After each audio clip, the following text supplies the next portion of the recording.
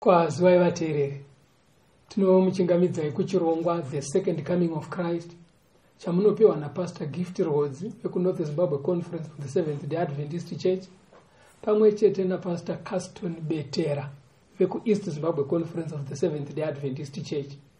Mustudio nhasi tina Proclaim Rhodes ari kutiisira musign language. Fundisi kwazisai vateereri. Vateereri tinokuchingamidzai.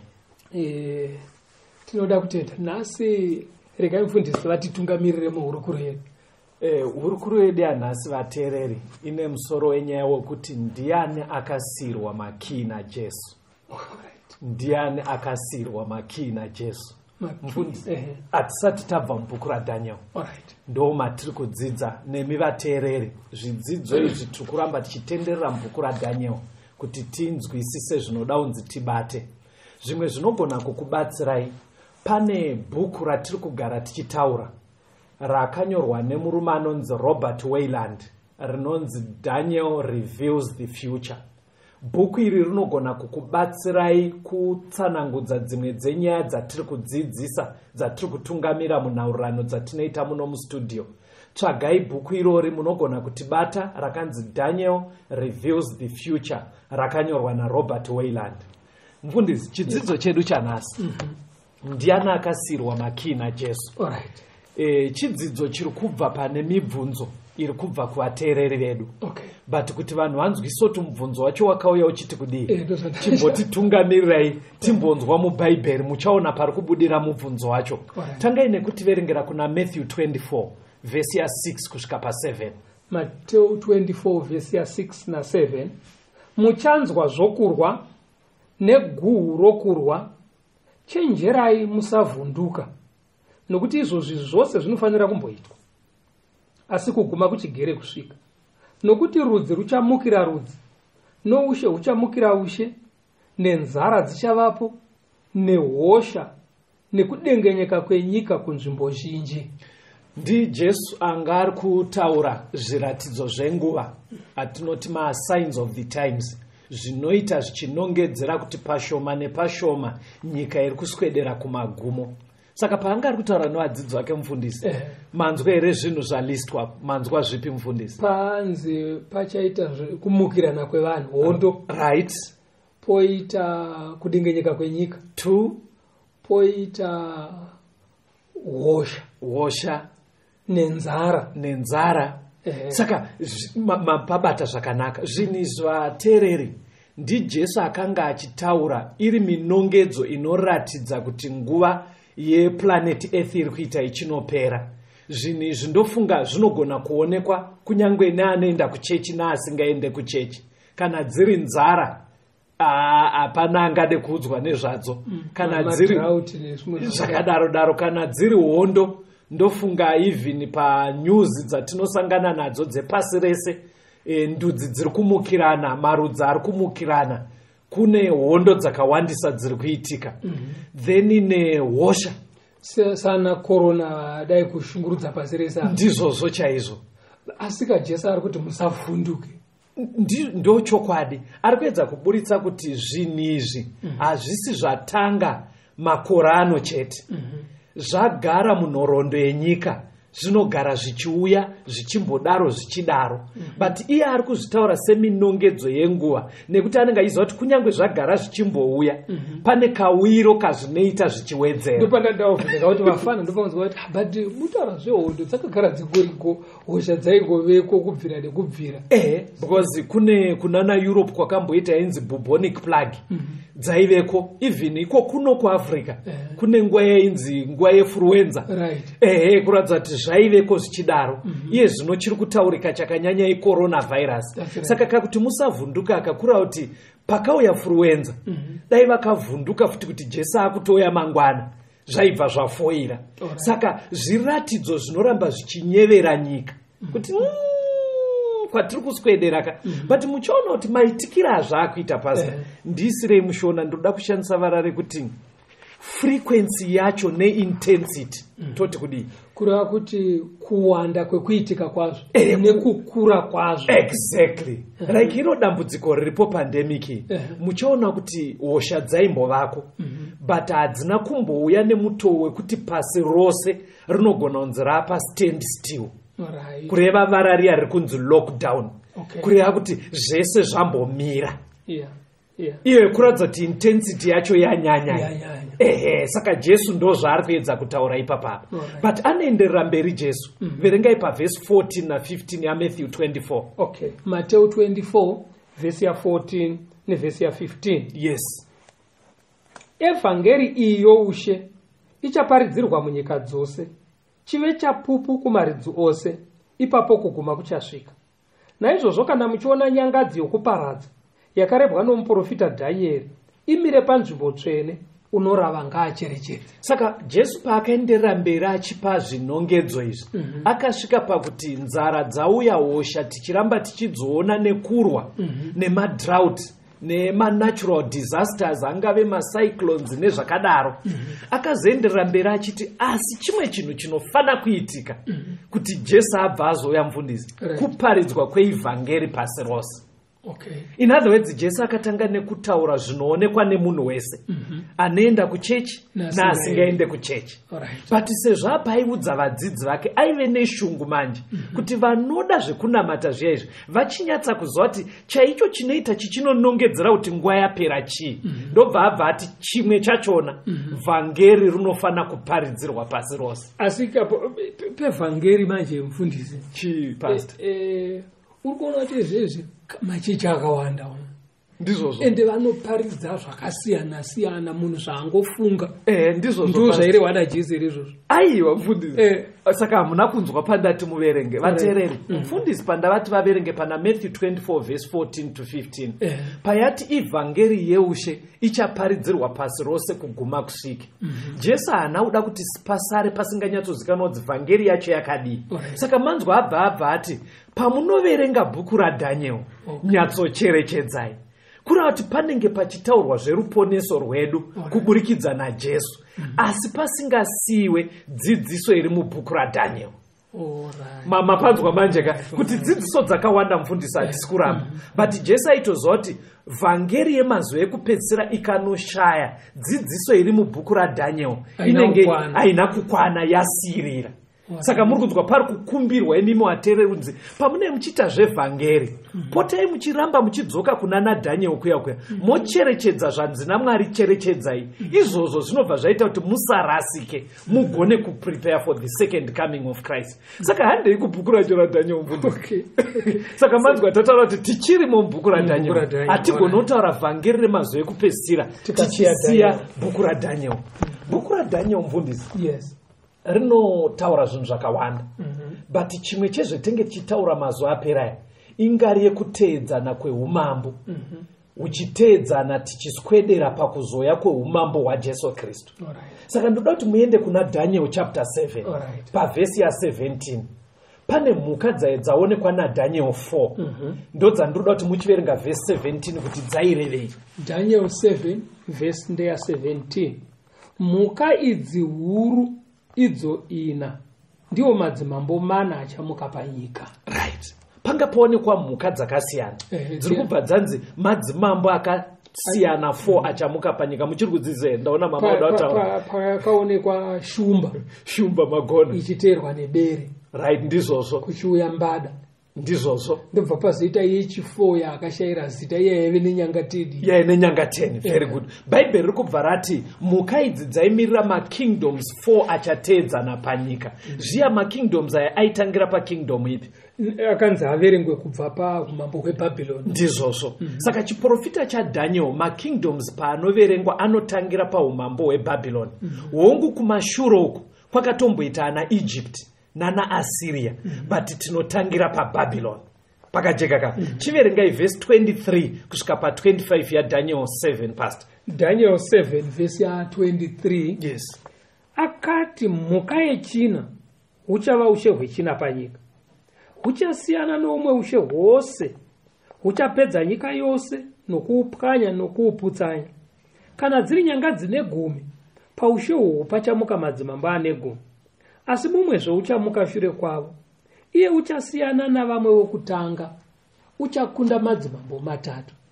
Uchataura mashoko okumhura okumusoro-soro. Uchaparadza vatsvene. Uye uchatsvaka mano okushandura nguva nemirayiro. Ivo vachaiswa mumaoko ake kusvikira nguva imwe, nedzimwe nguva, nehafu yenguva. Saka chiprofita chaDhaniel chabva chamhanyira pakingdom yechi4. Zvikanzi zvichaitika pakingdom yechi4, Bhaibheri richitsanangura vateereri. Kingdom yechi4 ndo umambo hweRoma. Umambo hweRoma. Umambo hwe4 kubva paBhabhironi. Kuti Babylon, Medo-Persia, Greece neRome. Saka Bhaibheri riri kuti panoparara umambo hweRome paizobuda madzimambo 10. Kana 10 ayaya abuda, hanzi kwaizobuda futi mumwe shure kwe10 ava kureva kuti wechi11. Wechi11 paanenge achibuda aizoparadza madzimambo 3 pane 10 ekutanga. Vobva vasara va7. Naiye anga ari wechi11 oita wechi8. Ndiye abva atsanangurwa zvaaizoita. Saka maybe ipai vateereri vedu recap toti kudi kuti vabate ndudzi idzi zvakaitika pakaparara Roman Empire pasi. Takangoti kudzokoro. Chii chakanyatsoitika pakaparara Roman Empire? Ndapi makingdoms akabuda? Umambo hweRoma pahwakaparara. Yes. Hauna humwe ushe hwakauya hukahurwisa. Yes. Asi hwaimukirwa nemadzimambo anga ari mukati imomo. Saka zvaiti unoamuka orwisa kuti handichadi kutongwa neRoma. Taakuzvitonga. Kutozvitonga. Ndo pakabuda madzimambo 10 aimirira nyanga 10 dziya. Right. Ndichataura madzimambo 10 kana kuti makingdoms 10 akabuda muRoman Empire. Mufundisi vachatipa mazita awo aanodedzwa nawo iye zvino. Ini ndichataura mazita ekuhistory ekare. Pakaparara Roman Empire pakabuda vainzi maAlemanai. MaAlemanai ndiyo Germany iriko nhasi. Right. Pakabuda vainzi maAnglo-Saxons. MaAnglo-Saxon ndiyo England. Ndobva pabuda ainzi maBurgundians. MaBurgundians ndo Switzerland. Pakabuda vainzi maFranks. France nasi. France. Ndobva pabuda vainzi maHeruls. MaHeruls hakusisina. Right. Vechi6 vakabuda vainzi maLombards. MaLombards ndo Italy. Ndo Italy iriko. Vechi7 vakabuda vainzi maOstrogoths. MaOstrogoths hakusisina nasi. Hakusisina. Vechi8 vakabuda vainzi maSuevi. MaSuevi ndiyo Portugal. Vechi9 vakabuda vainzi maVisigoths. MaVisigoths ndo Spain. Then vekupedzisira vechi10 vainzi maVandals. MaVandals hakusisina. Kureva kuti pakasara paine chi maEnglish. MaBurgundians matichi Switzerland. Ndobva maGerman. France. Portugal. Ndobva paita chi Italy neSpain. Saka wechi8 aivepo sekudzidzisa kwatakamboita muzvidzidzo zvakapfuura. Yaive the Christian Church. Ndo yakabuda iri yechi8 pandudzi idzodzo idzo. Saka matsanangurwa anoita the Christian Church taakuna Daniel 8 mufundisi. Ndoda kuti muchiverenga Daniel 8 verse 11 na 12. Daniel 8 verse 11 na 12. Verse ya 11. Yes. Rukazvikudza kusvikira kumuchinda wehondo.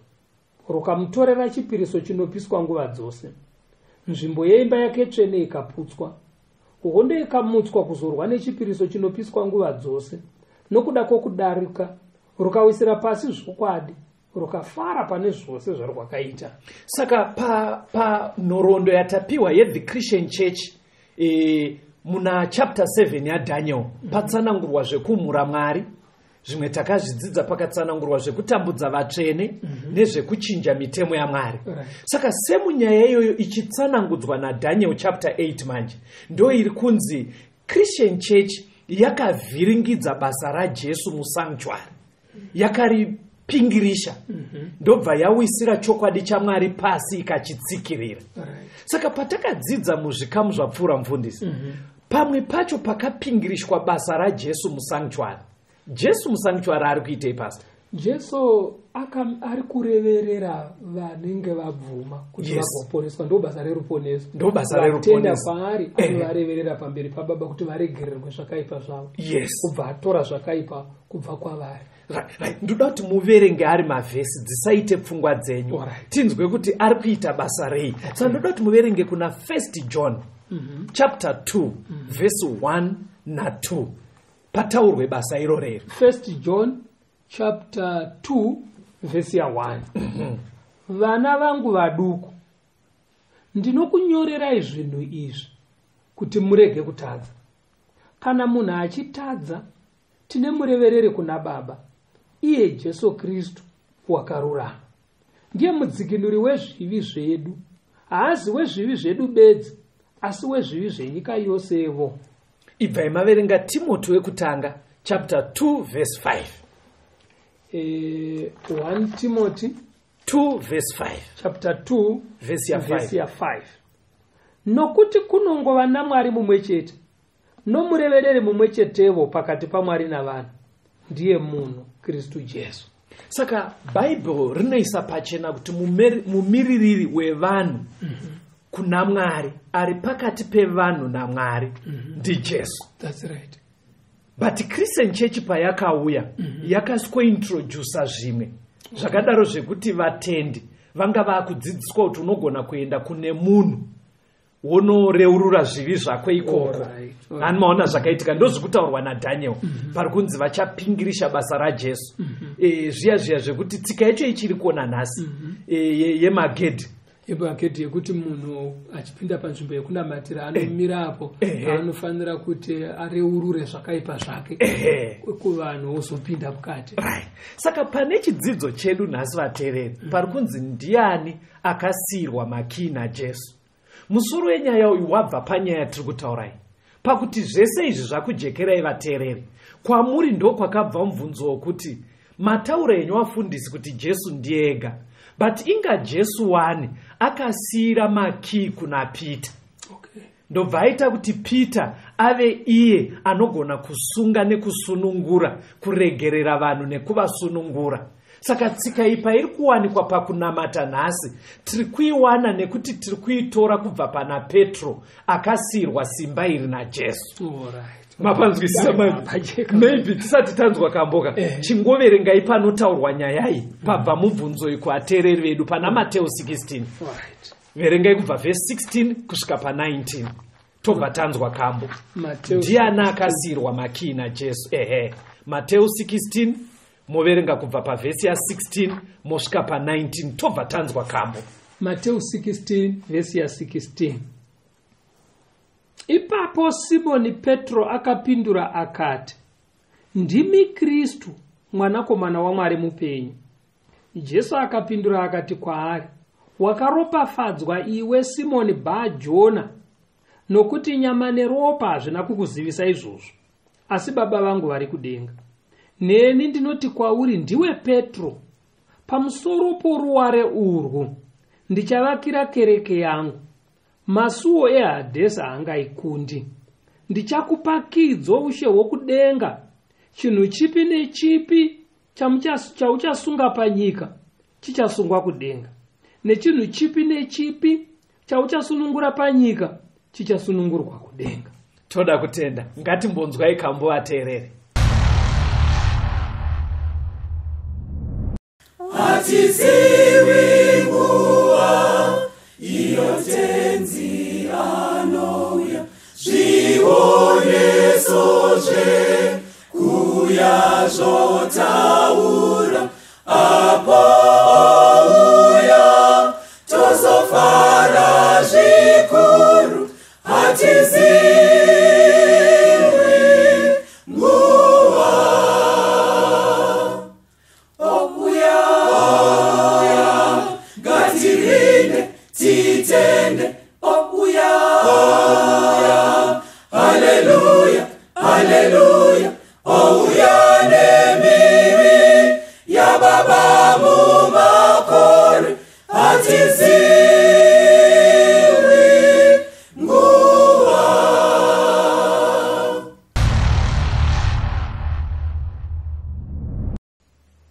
Tinomuchingamidza vateereri, tiri kuenderera mberi nehurukuro yedu. Ndiani akasirwa makii naJesu? Mufundisi vachadzokorera kuverenga pana Matthew 16 verse 16 to 19. Mateo 16 vhesi ya 16. Ipapo Simoni Petro akapindura akati, ndimi Kristu mwanakomana waMwari mupei. Jesu akapindura akati kwaari, wakaropafadzwa iwe Simoni Bha-Jona, nokuti nyama neropa hazvina kukuzivisa izvozvo, asi Baba vangu vari kudenga. Neni ndinoti kwauri, ndiwe Petro, pamusoro peruware urwu ndichavaka kereke yangu. Masuo eHadhesi haangaikundi. Ndichakupakidzo ushe hwokudenga. Chinhu chipi nechipi chauchasunga panyika chichasungwa kudenga, nechinhu chipi nechipi chauchasunungura panyika chichasunungurwa kudenga.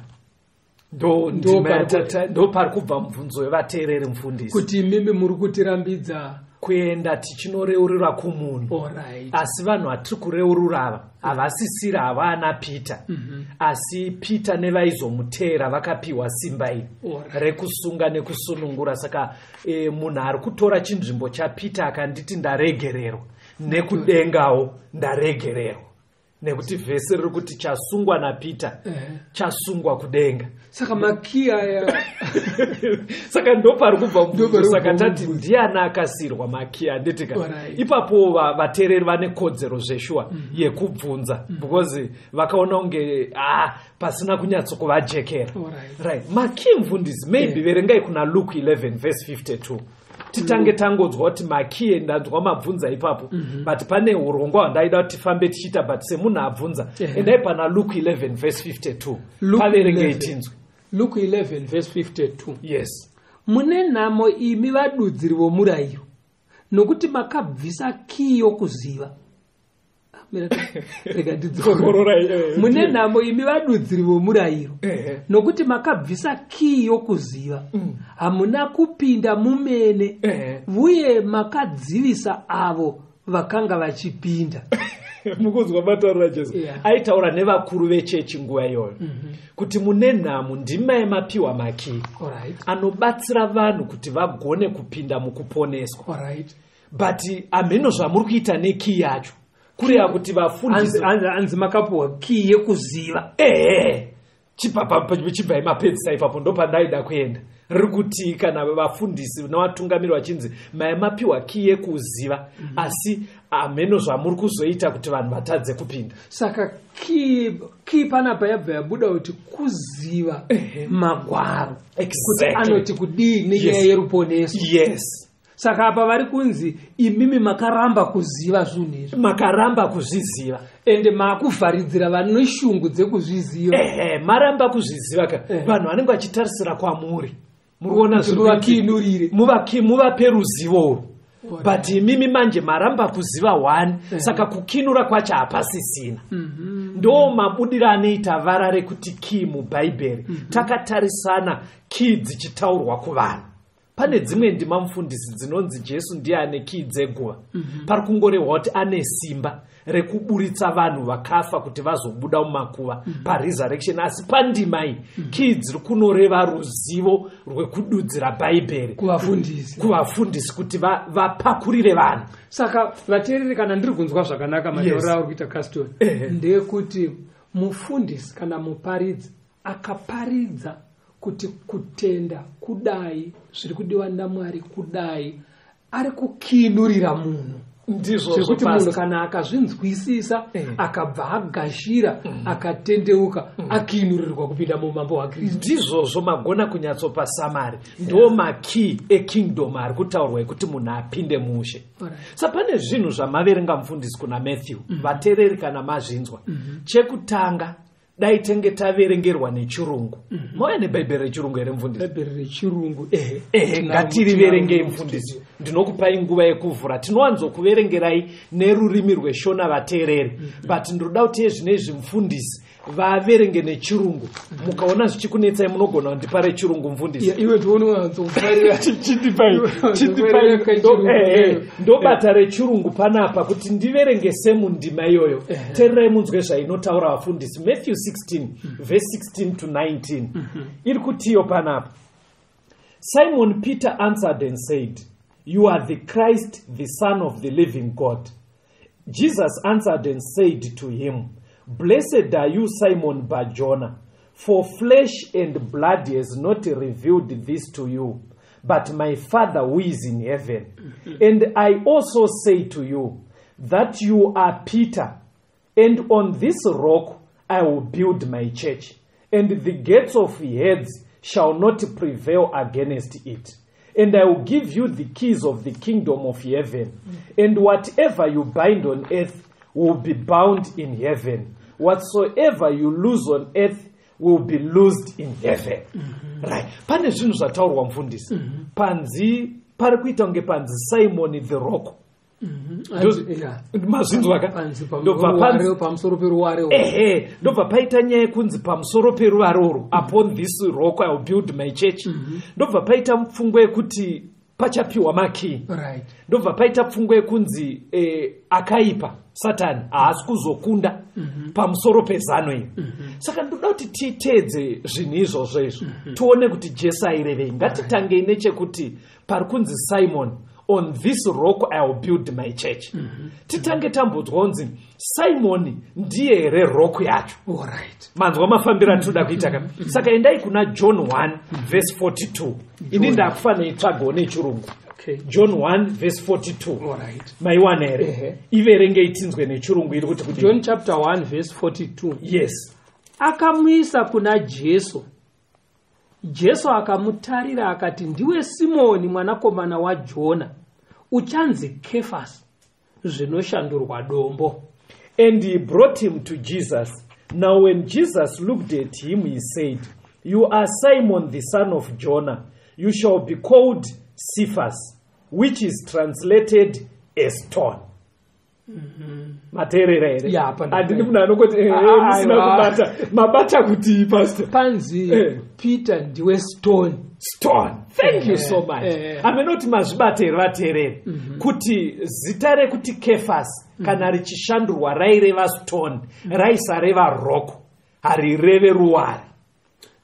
Kureva kuti panapa muchishona rekuti dombo zvinounza pfungwa yedombo rinogona kunhongwa richipotserwa. That's a stone. Right. Zvakasiyana neziruware dombo rakangoti kwese uko.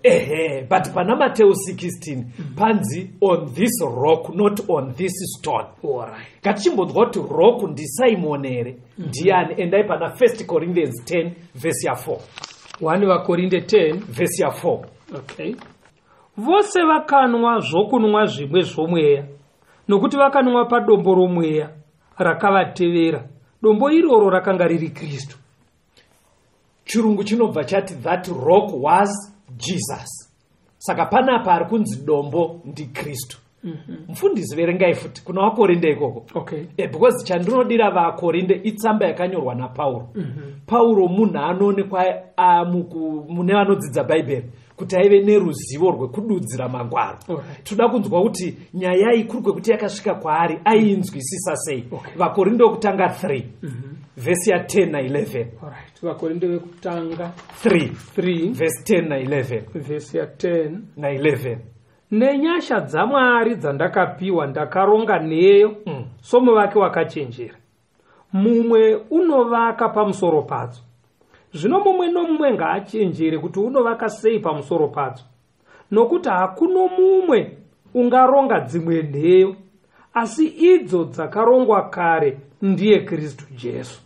Saka Pauro zvaainzwisa vatereri, chekutanga ainzwisa kuti dombo iri rainzi paizovakwa chechi ndiJesu. Right. Chechipiri ari kunzwisa kuti panovakirwa chechi foundation yacho pari kunzi hapana imwe nheyo ingarongwe, foundation yacho ari kuti ndiKristu.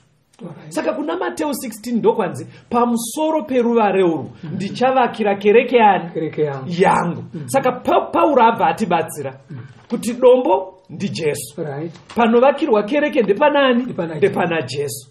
But hazvisi fair kukurumidza kumhanya kuna Pauro. Okay. Toda kumbonzwa iye Peter pastor. Right. Pakataurwa nyaya iyi akasara achiziva here kuti ndiye panovakirwa chechi. Okay. Ainzwisisa sei nyaya iyi. Okay. Pastor vachativerengera kuna Acts chapter 4 verse 10 to 12. Matthew chapter 4 Verse 10 to 12. verse ya 10. Ehe.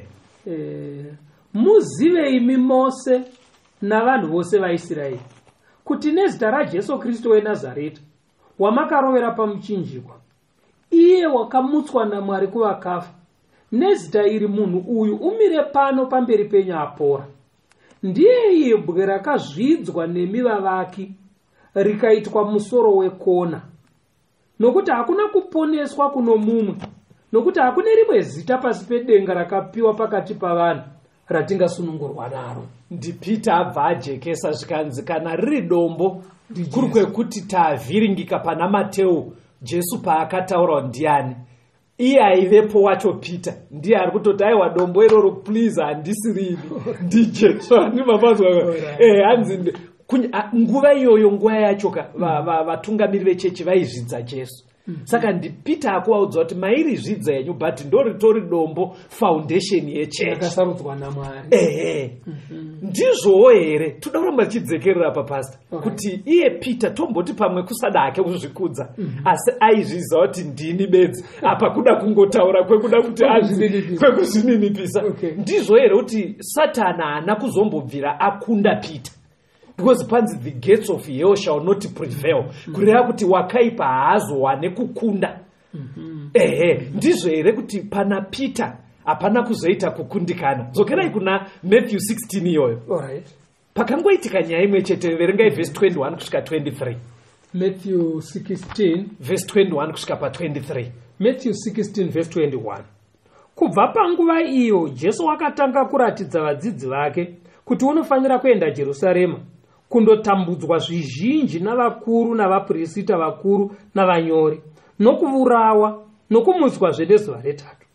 Petro akaenda naye vari voga, akatanga kumurayira akati, Mwari ngaakunzwirei ngoni Ishe, hamungaitirwi izvozvo. Asi wakatendeuka akati kuna Petro, ibva shure kwangu Satani, uri chigumbuso kwandiri, nokuti haurangariri zvinhu zvaMwari asi zvinhu zvavanhu. Ari kunzi kubva pano Satani vateereri. Pangoitika nyaya iyi Jesu achibva mukutaura kuti pamusoro peruvaro ndichavaka kereke, hanzi Jesu akabva atanga kuudza vadzidzi kuti mwanakomana womunhu achanourayiwa. Alright. Achizvireva iye kuti mwanakomana womunhu achanotambudzwa, achaurayiwa. Hanzi Petro manje akabva atora Jesu parutivi kubva naye pano vamwe vadzidzi kwakuenda naye pasaidi kwakuti indava munotaura sei kudaro, hazvifaniri kuitika kwamuri indava, kwakutsiura Jesu kuti muri kutaura sei zvekuti munonofa. Hekonei kutaura muchidaro. Anga nemamanzwa anga avhiringika kusanzwisisa zano reruponesi, anga asingatorizive kuti Jesu akauya kuzofira vanhu, anga atovhiringika. Hanzi Jesu akabva acheuka sezvatakaita tiri mustudio, ndotokunongedzerai ndobva ati hanzi Satani ibva shure kwangu, akanongedzerani Peter.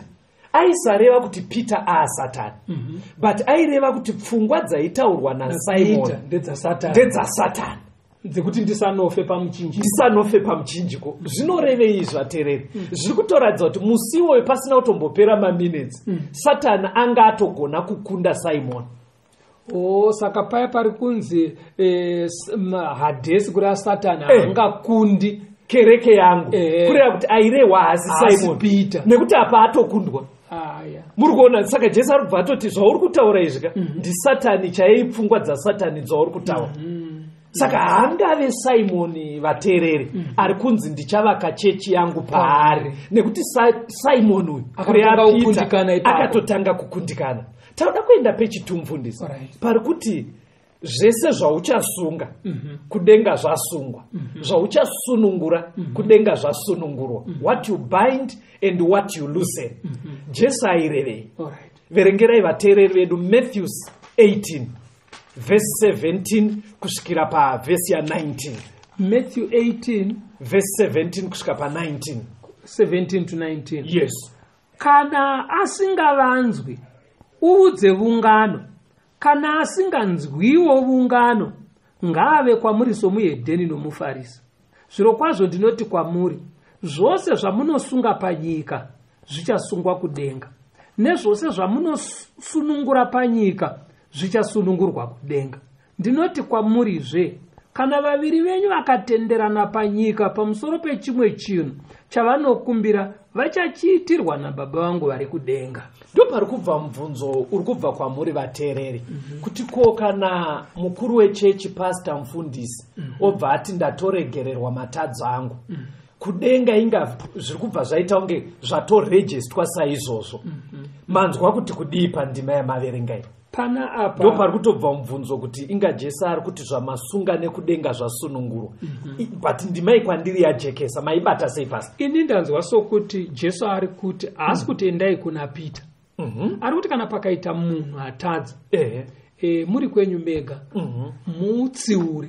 Right. Kana aramba, daidza mumwe moita vaviri, momutsiura muri pamwe chete. Right. Kana aramba, mutore muende naye kukereke, otsiurwa nekereke yese, kuti zvawaita apa hazvisirizvo.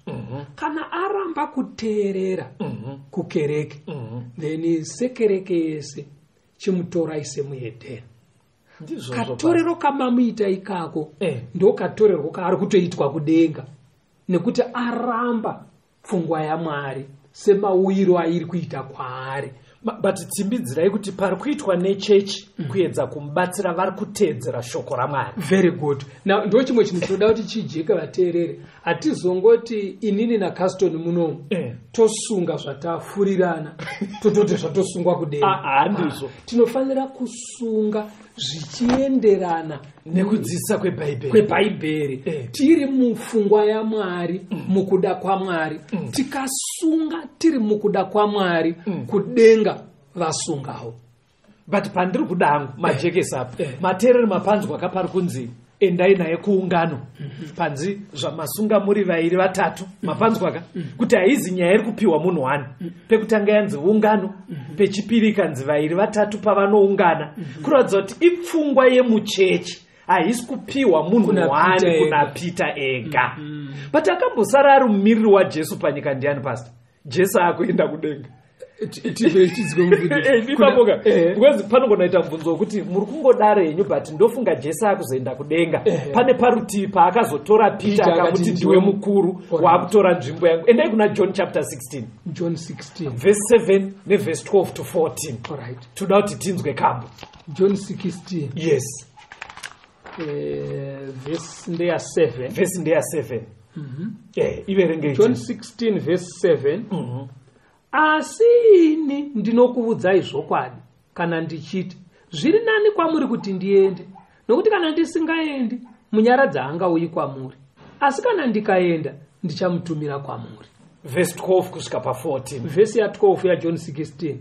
Ndine zvizhinji zvandinoda kukuudzai, asi hamugone kuzvigamuchira zvino. Asi kana asvika iye mweya wazvokwadi, uchakutungamirirai muzvokwadi yose, nokuti haangatauri zvake, asi zvaakanzwa ndizvo zvaachataura, uye uchakuparidzirai zvinouya.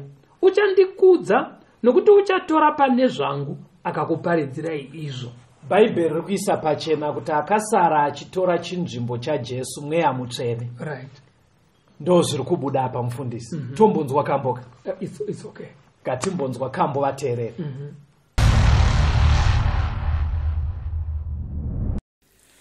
Dimarakamone moyo wangu, makazara mone uipi, kucheka kwa zazo moyo mangu, dimarakavisa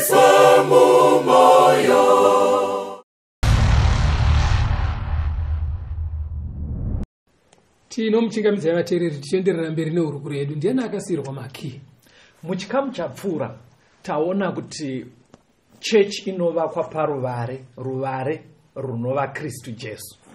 Ndobva taona kuti kii dzekupinda muushe hwaMwari ruzivo rwezvinodiwa neshoko raMwari kuti munhu akwanise kuponeswa. Ndobva taona kuti kusunga kana kusunungura zvinhu zvakasiyirwa chechi naJesu. Zvobva zvaratidzwa ndokuri kubva kii dzacho, ndokuri kubva kusunga nekusunungurwa. Ndobva taona iye Petro achibvuma kuti dombo iri panovakwa kereke ndiJesu. Pauro ndobva atsinhira kudaro. Tauda kuchimboona vamwe vadzidzi. Okay. Pauro Petro anogona kuaingozvininipisa nongoza kuti usaratidzo turi mukuru, but ivo vamwe vadzidzi vachitoziva kuti uyu ndiye mukuru wedu. Vaiona sei nyaya iyi? Toda kuverengerwa pana Luke 22 verse ya 24. Okay. Luke chapter 22 verse 24. Zvino nharo dzakamuka pakati pavo kuti ndiani kwavari uchanzi mukuru. Chandatorera vhesi rekuna Luke pastor ndereta kutoenda kumapeto. Jesu angatoita chirayiro chake nevadzidzi kutoradza ndo mafinal moments nevadzidzi zvekuti kana paine nyaya yambotaurika makore ese 3 kumashure ingada yakagadzirika, but vatopedza chirayiro hanzi vaitonetsana kuti ambori mukuru pakati pavo ndiani. Kureva kuti mupfungwa dzevadzidzi anga asiri Peter. Zviri kubuda pashi zvaive clear, vangadai vasina kumbonetsana nepfungwa. Chandatorera kwekupedzisira kwaLuka kuti mutozvoona kuti Jesu akadzimara kuzoenda pasina Peter paazotorwa pasaidhi achinzi uri mukuru. Ndo mapabata kapa. Ngatichionai Jesu aenda kuti in case pamwe pane zvine zvakazoitika Jesu amuka osiya apa ukuru kuna Peter. Toda kuona kuti vadzidzi vaimuona ari mukuru here. Endai pana Mabasa 8 verse ya 14. Mabasa 8 verse 14. Acts 8 verse 14. Mabasa 8 verse ya 14. Verse ya 14. Yes. Zvino vaapostora vaiva paJerusarema vakati vanzwa kuti vaSamaria vakanga vagamuchira shoko raMwari, vakatuma Petro naJohani kwavari. Petro aitotumwa nekereke. Ndopfungwa yanduda kuti kuSamaria pakwakaita vatendeuka vaida kunyatsoona kuti zvakamira sei. Chechi yakatowirirana ikati John na Peter endai ikoko. Kuratidza kuti aitotumwa. Anga asiriye mukuru. Ndoda kuti tione futi kuti aite here zvaaita kana zvaataura zvaafinal. Iye Peter. Endai pana Acts 11 verse 1 to 3. Mabasa 11 verse 1 to 3. Verse ya 1 kuenda pa 3. Yes. Zvino vaapostora nehama vaiva paJudhea vakanzwa kuti vahedheni vakagamuchirawo shoko raMwari. Zvino Petro akati akwira Jerusarema, vatendi vokudzingisa vakaita nharo naye vachiti, wakapinda iwe kuvarume vasina kudzingiswa ukadya navo.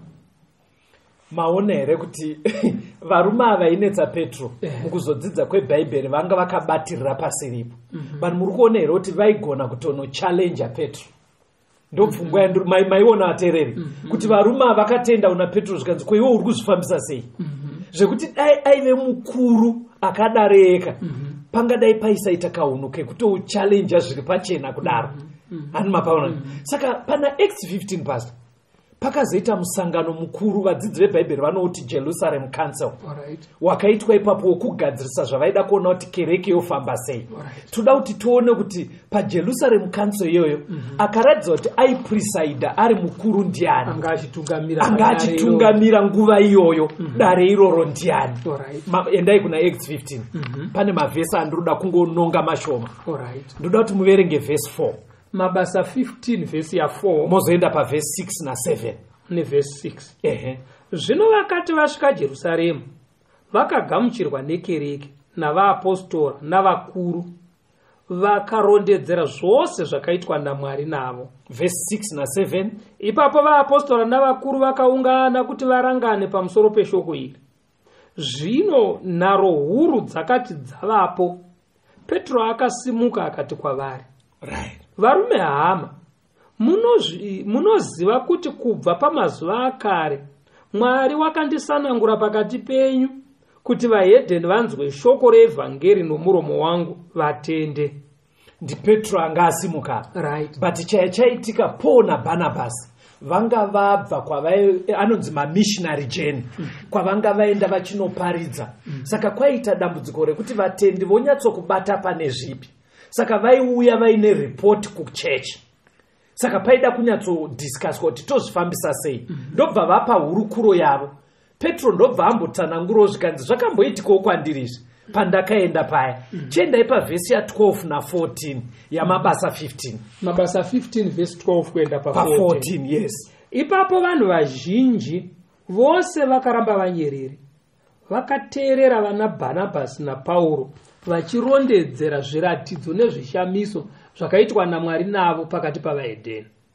Zvino vakati vanyarara, Jakobho akapindura akati, varume hama, nditeererei. Chipemenda verse 19.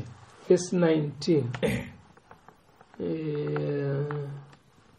Naizvozvo ini ndinoti ngatirege kugumbusa ava pakati pavahedheni vakatendeukira kuna Mwari. Zviri kuitika pavateereri munhu wese apa pfungwa dzake. Petro ataurawo, Barnabasi naPauro vataura. Pane murume ari kunzi James Jacob. Right. Ndiye akazosimuka, ndiye anga ari mukuru. Alright. Ndo zvokubuda mubhaibheri. Ndosaka kuti nditeererei. Nditeererei kwandiri. Chinzwai pfungwa dzese ndadi. Endaive neutungamiri hwakanaka maumona. Kuti aitanga anzwa pfungwa dzese dzevanhu. Iye sachairman semukuru ozodii. Aisaita zvekungoti zvaafunga ari kumba. Saka zviri kubuda mubhaibheri. Pandima iyi chetei ari kutoratidza kuti anenge akasara achitungamira chechi ari mukuru paJerusarema ndiJames. Kwete Petro. Ndo zviri kubuda apa. Toda kuti tichiona pamberi apa ndangoti timboona vamwe vaapostora vese. Timboona kuti Petro aionekwa sei naPauro. Mumaziso aPauro Petro anga ariye mukuru here. Kuedza kuti tinyatsotsvaga kuti zvibude pachena. Endai kuna vaGaratia pasi. Chapter 2, muverenge verse 9. Galatia 2, muverenga verse 9, mozoverenga verse 11 kusvika pa 14. Galatia 2 verse ya 9. Vakati vavona nyasha dzandakanga ndapiwa, Jakobho naKefasi naJohani, avo vainzi mbiru, vakatibata isu tose naBhanabhasi namavoko orudyi okuyanana, kuti isu tiende kuvahedheni, ivo kuna vakadzingiswa. Verse 11 mubva masvika pa 14. Verse ya 11 yavaGalatia 2. Zvino Kefasi akati asvika Andiokia, ndakamudzivisa pachena, nokuti wakanga ane mhosva. Nokuti vamwe vakanga vabva kuna Jakobho vasati vasvika, iye waidya navahedheni. Asi vakati vasvika, akadzoka akazviravura, achitya vakadzingiswa. Navamwe vaJudha vakaita manomanovo pamwe chete naye, zvikaitwa kuti naiye Bhanabhasiwo akatsautswa namanomano avo. Asi ndakati ndichiona kuti havafambi zvakarurama nezvokwadi yeevhangeri, ndakati kuna Kefasi pamberi pavose, kana iwe uri muJudha uchifamba savahedheni, usingaiti savaJudha, unoroverera seiko vahedheni kuti vafambe savaJudha? Po pekutanga ari kuti paakatendeuka akaendeswa akanodzidza nevakuru vaiita sevakuru vechechi. Vanhu ivavo ati paive naPetro naJohani naJakobho. Hanzi vanhu ndo vairatidza kuti vatungamiri. Saka vateereri patiri kutaura nyaya yaPetro, musabva manyanya kumudzikisawo kunge pasina zvaari. Because Pauro ari kutobvuma kuti Petro aive pakati pevatungamiri. Pajeka here mufundisi papapa. Kuti panyatso. But ari kutiye manje kwete kuti Petro ndiye aive mukuru. Saka abva atora imwe incident yakaitika. Hanzi Petro paanga ari kushamwaridzana nevanhu vasiri vekudzingiswa, vasiri vechiJudha, hanzi aiwirirana navo zvakanaka. Pakazouya vamwe vanhu vechiJudha, hanzi Petro akabva atsimuka kwakubva pane vaive vasina kudzingiswa sekuita kunge zvinonzi vakamhora. Hanzi naPauro pandakazviona ndakabva ndamuudza Petro pachena ndikati apa wakanganisa apa. Zvauri kuita izvi hazvidiwe, Waita madouble standard. Saka ndiri kuti muri kuona here kuti mumaziso aPauro Peter aitova munhu mukuru, but aive munhu mukuru aitokanganisa and aitotsiurwa. Ameno ndikapatsanangure zemvundisi. Pari kujeka zvinobisa pfungwa yekuti pamuvhunzo wamuri kuti wakabva kuvateereri. Yes. Kokuti Maki akasiyiwa kuna Peter. Yes. Ari ndiye mutungamiri wechechi. Yes. Ende zvaanenge asunga zvatosungwa.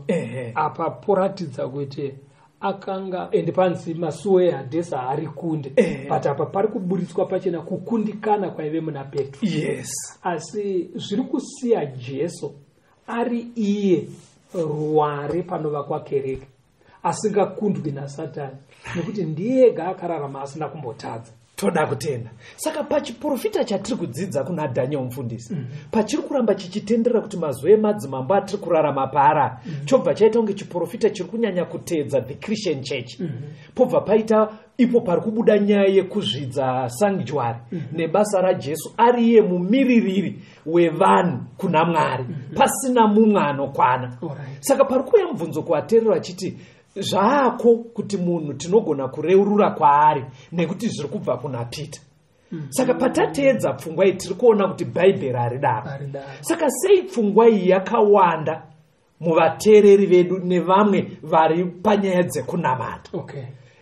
Mukachizoenda kuhistory mufundisi, history inoisa pachena kuti munhoroondo yeChristian Church mugore ra445 AD kune murume aitungamira the Christian Church nguva iyoyo, kereke, ainzi Leo the First. Saka Leo the First pakubvunzwa nevatendi kuti tsika yakuwanikwa mukereke yekuti vatendi vanouya vopfugama pamberi pemunhu angave pastor kana muprista kana mubishopi mufundisi, iri kubva kupi? Ndiye akabva aita kuti zvinyorwe munhoroondo, akati aiwa zvatinoita izvi tinozviita nekuti chinzvimbo chatigere takachisiyirwa naPetro. Petro apiwa masimba aya naJesu. Muri kuona kuri kuramba kuchitenderera Daniel pari kuramba achiti Christian Church yakamhura basa raJesu. Saka iri kunobuda muhistory zveshuwa vasingarambe kuti tinoita zvinhu izvi, but vari kupomera kuti Petro ndiye akatisiyira zvatiri kuita. Ivi vanonge vachiti isusu tiri kutosucceeda pana Peter, kureva kuti tatora nzvimbo yaPeter tatambidzwa chimuti naPetro, tiri masuccessors aPetro. Saka zvaitwa naPetro ndo zvatinoita nekuti Petro akapiwa masimba aya naJesu. Saka pakudzidza kwatiri kuita vateereri zvichibva mubhaibheri zviri kunobuda kuti Petro haana kumbopiwa masimba akadaro. Maki ekusunungurira vanhu kuenda kudenga ari kuvaparidzi vese, vachitsanangura vachijekesa sezvino reashoko raMwari. Maybe patingade kupedzisira tiri mufundisi ndepekuti ndizvowo here kuti ndofunga zveshuwa Petro pamwe munhoroondo yake akazopedzisira kwanga kwane headquarters yechechi, zvakazoita kuti avana Leo the First vati tiri masuccessors ani aPetro. Chechi yakamuvha sei pastor headquarters? Because patapedzera kuerenga Jacob ariye mukuru kuna X15 ikuratidza kuti headquarters yenge iri kuJerusarema. Nekufamba kwenguva sezvo hurumende yaitonga yaive yeRoma endana Kesari. Yes, headquarters yechechi yakazomuvha ikaenda kuEurope kuRome. Ndoko yakapedzisira yave. Uko vaitonga ndana Kesari. Batida kuona kuti kuzosvika kwechechi kuRome zvingangodare here ari Petro akanosvitsa ikoko kana kuti vamwewo tisingapomedzere Petro. Saka toda kuti titange taona munhu akambonyorera tsamba vanhu vaive kuRome ndiPauro pana Romans 15 verse 20. PaRoma 15 verse ya 20. Ndichishingairira chinhu ichi kuti ndiparidze evhangeri apo pasina kumborebwa zita raKristu, kuti ndirege kuva pamusoro penheyo dzemumwe munhu. Pauro ari kuti kuRome ikoko ndine shungu dzekuyako. Ende chiri kunyanya kundipa shungu ndechekuti ikoko hakuna mumwe munhu atamboswisa nyaya yevhangeri kwamuri. Saka ndiri kunyanyonzwa shungu because ndinonyanyoda kunosvitsa vhangeri kwarisina kumbosvika. Saka ari kuteedza kureva kuti vhangeri kuRomu ranga risati radii. Vanozokwanisa vateereri mukaverenga Romans 16 yese, Pauro paanokwazisa mazita evanhu vaive kuRomu, raPita hariwanikwe. Kuratidza kuti paakatonyora tsamba iyi, Pita anga asati asvikako. Ngatichionai Pauro paakazosvika kuRomu. Iri kuna Acts 28 pastor. Verengai verse 16 na17. Alright. Mabasa 28 verse 16 na 17. 16 na 17. Mozoenda pa 22 na 23. Zvino takati tapinda Roma, Pauro akatenderwa kugara ari oga ano murwi waimurinda. Mazuva matatu akati apfuura, akakokera avo vakanga vari vakuru vavaJudha, vakati vaungana akati kwavari, varume hama, ini kunyangwe ndisina kuita chinhu chakatadzira vanhu kana tsika dzamadzibaba edu, ndakabva Jerusarema ndakasungwa, ndaiswa pamavoko avaRoma. Verse 22 na 23. Verse 22. Asi tinoda kunzwa kwauri zvaunofunga, nokuti kana iri dzidziso iyi tinoziva kuti inorambwa kwose kwose. Zvino vakati vamutarira zuva, vakauya kwaari vari vazhinji kwaakanga agere, akavadudzira achivapupurira kwazvo ushe hwaMwari, akavagombedzera pamusoro paJesu nomurayiro waMozisi navaprofita kubva mangwanani kusvikira madekwana. Achisvika kuRomu, Pauro akabva asangana nevaJudha vaiveko vakuru, ndobva avatarira zuva. In fact ndo vakatorequesta vakati, iwe nyaya wakasungirwa ndei? Imbotiudza nyaya iri kungotaurwa yaJesu haina kunyatsotijekera. Saka ndiye akatozotanga kunyatsa kuvadzidzisa kuRomu. Kuratidza kuti dai kwanga kwaenda munhu akaita saPetro nelevo yake, vangadai vakuziva, vangadai vakatodzidziswa nyaya. Saka muri kuti Peter ndikuona nepane nguva dziri kuti Peter haana kumbobvira asvika kuRoma. Haana. Zvekuti tingamutore kuti panhoroondo yecheche akasvika kuRoma akazosiya utungamiriri ikoko. Haana kusvika. Maybe ngatichingoverengai kuna 2 Timothy chapter 4, verengai pavhesi ya12. Timothy wechipiri chapter 4 verse 12 chete mfundisi. Tinzwa kuti paanga auda kutongwa nehurumende yaiveko nana Kesari kuti aurayiwe, kunogona kudaro here kwaive naPetro kana mumwe mudzidzi vaive vako kuRomu. 2 Timothy 4 verse ya 12. Asi Tikiko ndakamutuma Efeso. Pa verse 11 ruka oga uneni. Right. Panga akutongwa kekupedzisira mfundisi, munhu mukuru ari kuratidza kuti angaina Pauro kuRomu ndi Luke ega. Zvoisa pachena kuti hatigone kupomera Petro kuti akasvika ikoko. Toda kutendai vateereri, pachidzidzo ndiani akasiyirwa makii naJesu. Taona kuti zita raPetro harigone kumira ipapo. Makii kudzidziswa kweshoko kwakasiyirwa kereke, kereke ichivakwa pana Jesu. Toda kutenda nekuteerera kwamaita mfundisi. Onekai vateereri vedu. Tinotenda vateereri nekuva nesu muchirongwa. Mwari akukomborere kana pangaramba pachita mibvunzo tifonerei, kana kutumira mameseji pama WhatsApp, pama SMS, kana kutifonera, kana kuti munoenda kwahama kushamwari vamunozivana navo, kana kuvafonera, kana kutumira maSMS kwavari vanopinda sangano rama Seventh Day Adventist. Vanokubatsirai, vanokutungamirirai kwekuenda. Namba dzedu pamunotibata 0775 460 175 0775 460 175 kana kuti 0716 452 086 0716 452 086. Marave nemi akuchengetei tikosangana muchikamu chinoteera. Soko rakanaka kunesu vafambi apo tinoenda pasipo, asi muponesi achazouyazve kutonga umambo wakewo. Arikuuya nekukasika Jesuzve arikudzoka nevafambi vake. wachazotora hapo Yesu ouya. Makuwa hekare hapo manorara wafafani wakafana Kristu.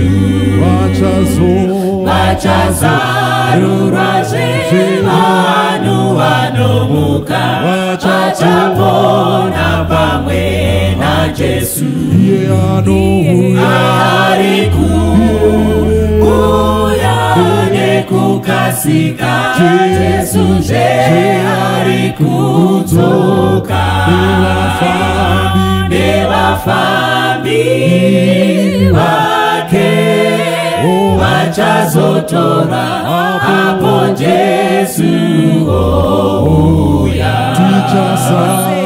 Tichasangana kumusha wekudenga tichaimba nekuponeswa waponesi wachava pasirese wanamate mambo wedenga. Arikuya nekukasisa Jesu je arikutoka Dewafami wake wachazotora hapo Jesu ouya. Haleluya, amenize haleluya, nekudawirati tichashika na matasimbira kufaradakara topeka biriye kudenga. Arikuya nekukasika Jesu je arikutoka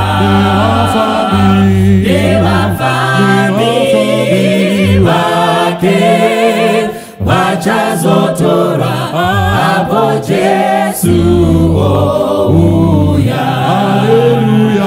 Haleluya, amenize haleluya, nekudawirati tichashika na matasimbira kufaradakara topeka biriye kudenga. Arikuya nekukasika Jesu je arikutoka Dewafami wake wachazotora hapo Jesu